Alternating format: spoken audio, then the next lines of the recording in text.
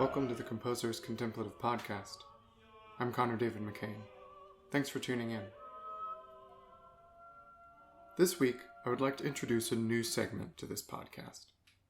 Now, I like philosophically and theologically monologuing as much as the next guy, but I think that having a huge chunk of deep thought can be exhausting to follow. So having a new segment can help break things up for future episodes and make things a little bit more digestible. This segment is called What I'm Listening To. As mentioned in an episode a few weeks back, I believe that all music basically works the same way. All music is made up of the same building blocks. And this is one of the reasons why I like to bring in examples from all types of music.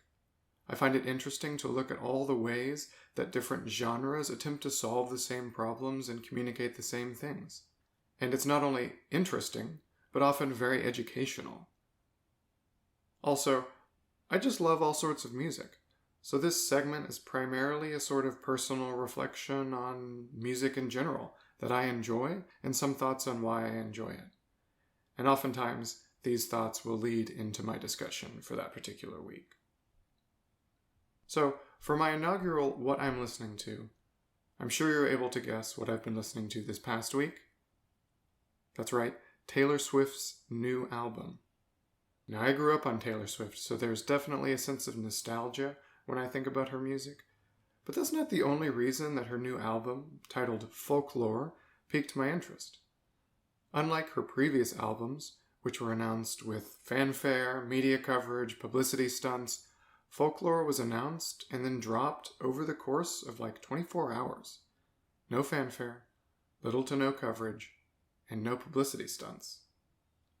That in itself signaled a new sort of path for the singer-songwriter. But I'm also really interested in the creative work that people have been doing during this pandemic. Musicians and songwriters, like the rest of us, have had their lives turned upside down. Usually they tour or play gigs, and they've had to adapt their work and their life to this new world. And some find it easier to adapt to this change than others. Even those who haven't found it easy, like myself, are hopefully able to channel the pain and the suffering into something beautiful, into something redemptive. And this, I think, is what Swift has done in Folklore. After I listened to this album through from top to bottom, my first thought was surprise, honestly. Taylor Swift has been constantly reinventing her sound from her very first studio album in 2006, which I think is really commendable. Think of that for a second. She has been on top of the pop music world for like almost 15 years now. She is a 16, 17-year-old girl in 2006 who sets the world on fire with her first album. She could keep writing music like that for the rest of her life, or even just play songs off of her first 2 or 3 albums for the rest of her life and be set financially. The temptation is real. This is what bands like the Rolling Stones do. They haven't really put out new material at all since the 90s. And when they go on tour, they really just play the hits. And that isn't inherently bad, but to me as a composer, it seems a bit like selling out. That those bands' vocations as musicians and songwriters kind of takes a back seat to their desire to make bank. Swift isn't doing that. On pretty much every album, she has continued to find new ways to communicate the same sorts of stories. Every album has breakup songs, love songs, dance floor hits. Every album has songs about love triangles, about loss, about clandestine meetings and dark alleys. But she is not satisfied as a musician by retreading the same musical paths over and over again, which to me is really important. As a composer myself, my main goal when I write music is to grow personally. I want to continue to understand who I am, what my place in the world is, and what my relationship to God is. And then, hopefully from my own experiences of myself, of the world, of God, I am able to create music that touches the experiences of others. But that really is secondary to the personal growth that I desire. And let's be honest, personal growth in any facet of life is not achieved by comfort or by peace. It is achieved by suffering, by challenging yourself, by not being satisfied. And folklore does this. In many ways, I think that if you listened to her first few studio albums, the first two especially, and skipped over the rest until you got to Folklore, you would see this album as being an extension of the sound of those first few albums. It would make, in a sense, more sense than it does in the actual trajectory of her career. But I think that's even more commendable, that somehow she has ended up here even after the sort of synth, hip-hop, rock journeys that she's taken over her past few albums. Folklore is a pared-down sort of pop. In many ways, it questions what a pop song needs in order to communicate itself well. The main instruments are piano and guitar, still with some synth drum sets, but adding some orchestral colors, which is new for her. I've seen the sound of this album described as folk pop, which I think is pretty accurate. But the title of the album, Folklore, in my mind, isn't necessarily a direct reference to a style or genre of music, but rather a doubling down on something she has always been known for: storytelling. Her lyric writing has always been very strong in my mind, and that is primarily why this album works. Musical accompaniments are pretty good, but they're really at the service of the storytelling, and what really keeps you involved as a listener is the storytelling and the lyrics. But this is also one of the things that makes this album different. In the previous albums, while the lyrics were strong, the music was pretty dancey and poppy. You didn't really have to listen deeply to the lyrics in order to engage with the music. But you really need to listen to Folklore attentively, not only because the lyrics need to be heard, but also because the musical accompaniments are often subtle.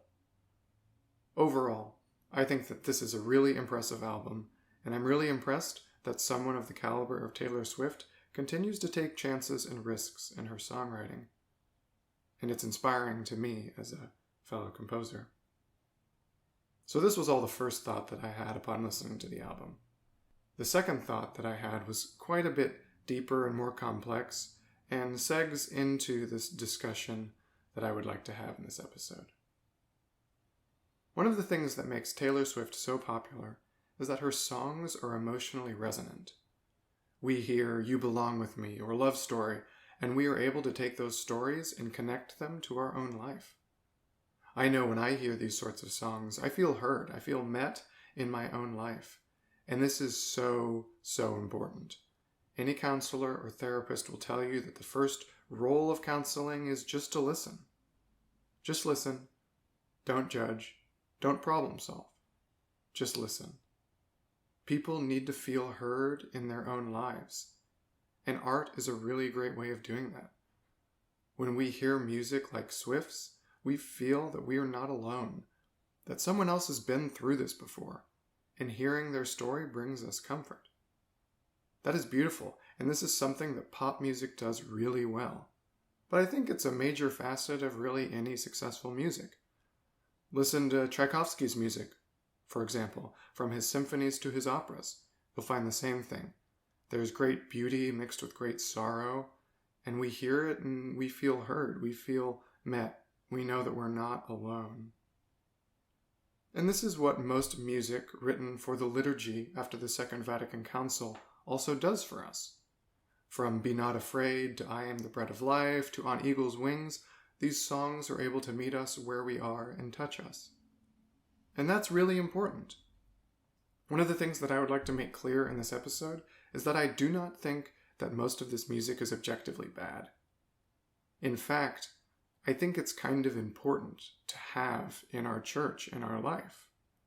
And I know that I've been a little hard on this music in the past, but this music is important to an integrated faith life. We need to be met where we are. However, this is only part of the role of art. How do we move beyond just feeling heard to allow change to happen in our lives? I know when I was listening to the tracks on Folklore, I felt heard, but I also kind of felt a little gross in a way. I felt like all of these emotions that were being conjured up in me, pain, sorrow, loss, nostalgia, were just sort of stewing inside of me. I didn't know what to do with those emotions. I didn't know how to move beyond them.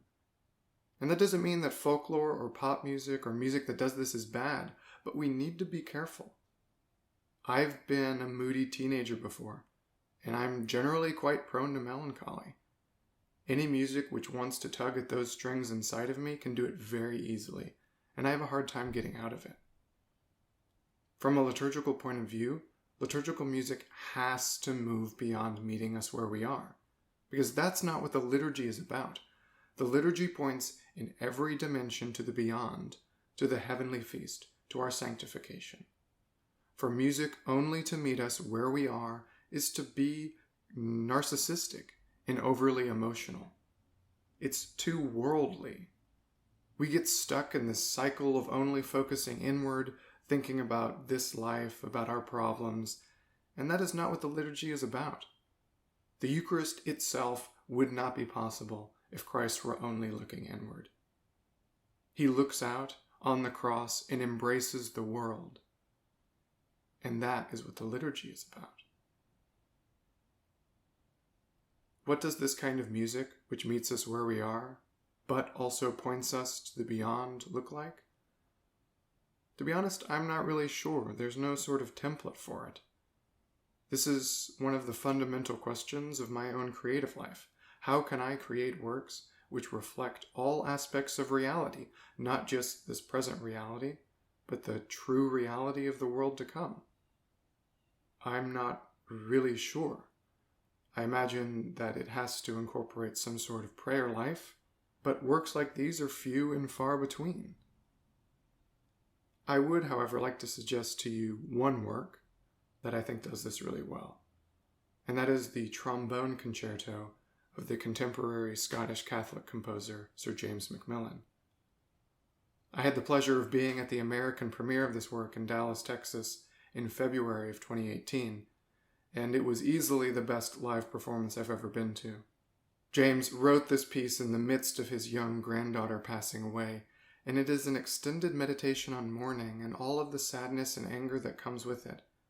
But it does so much more than that.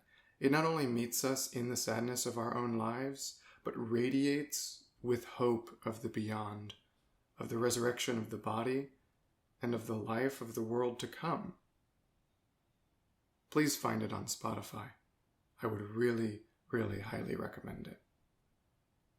I would, however, like to close this episode with a meditation from a book that is a favorite of mine called Heart of the World by Swiss theologian Hans Urs von Balthasar. And in this passage, you'll hear a discussion, a meditation on this point that we're talking about, which is how we can move beyond our own inward looking to allow God to change us. You too come up, Thomas. Come forth from your cave of sorrows. Put your finger here and see my hands. Extend your hand and place it in my side. And do not think that your blind suffering is more clairvoyant than my grace. Do not embattle yourself in the fortress of your torments. You naturally believe, you see more clearly than the others. You have proofs in hand. You see yourself, your old man, black and white, and everything in you cries out, impossible. You see the distance, and can measure with accuracy the gap between misdeeds and atonement, the gap between you and me. Who could struggle against such evidence? You withdraw into your sorrow. This, at least, is yours. In the experience of your woes, you feel yourself alive. And if someone should lay a hand to your sorrows and attempt to tear them by the root, surely he would tear your whole heart out of your breast. So intertwined have you and your sufferings become. Nevertheless, I have risen. And your wise pain, your senile pain, into which you gladly plunge, by which you think you show me fidelity, through which you believe you are united to me, your pain is an anachronism. For today I am young and utterly happy, and what you call your fidelity is nothing but obstinacy. Do you have the standard in your hand? Is your soul the arbiter of what might be possible for God? Is your heart swollen with experiences, the clocks from which you tell what God's decree for you might be? What you take to be profundity is but unbelief. But since you are so wounded, and the open torment of your heart has opened up to the abyss of your very self, put out your hand to me, and with it feel the pulse of another heart. Through this new experience, your soul will surrender and heave up the dark gall which it has long collected. I must overpower you. I cannot spare exacting from you your melancholy, your most loved possession. Give it to me, even if it costs you your soul and your inner self thinks it must die.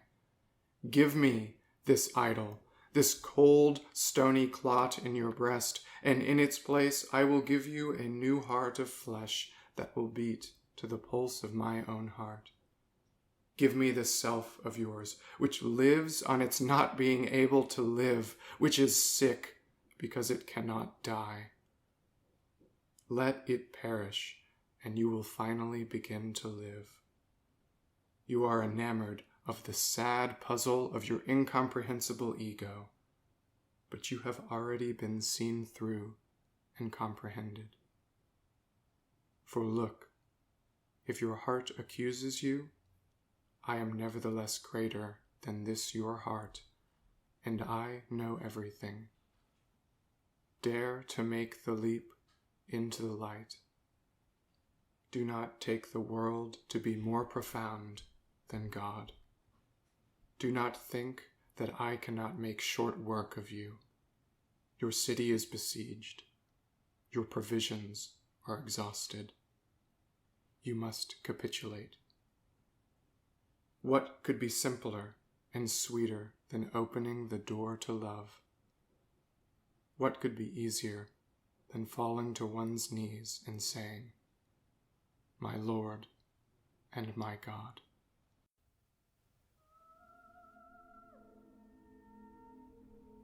Thank you for listening. If you'd like to support the Composer as Contemplative podcast, please go to my Patreon page, patreon.com/Connor McCain. See you next week.